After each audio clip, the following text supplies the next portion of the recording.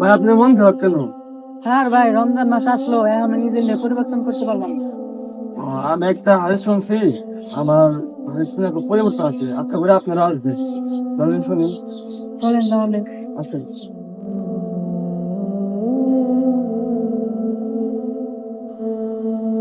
ভাইয়া, আমাকে যা যেটা শোনাচ্ছিলেন, হ্যাঁ শোনান। আশা করি ভাই ভালো লাগবে। শুনেন ভাই, এই ভাই আমার কাছে আসছিল একটা হাদিস শুনতে। তাকে আমি হাদিস শোনাইছি, সে এসে আমাকে পরে বলছে যে সে হাদিসের উপর আমল করে তাকে নিজেকে সে নিজে পরিবর্তন করতে পারছে। আশা করি ভাই আপনিও পরিবর্তন হবেন। সে হাদিসটা হলো, আমাদের নবী হযরত মুহাম্মদ সাল্লাল্লাহু আলাইহি সাল্লাম বলেছেন, যখন তুমি সিজদা দাও তখন তুমি কপালটা জায়নামাজে পড়ে না, তখন আল্লাহ তাআলার কুদরতি পায়ের উপর পড়ে। সুবহানাল্লাহ। আশা করি ভাই এই হাদিসের উপর আমল করলে আপনার পরিবর্তন আসবে ইনশাআল্লাহ। ইনশাআল্লাহ।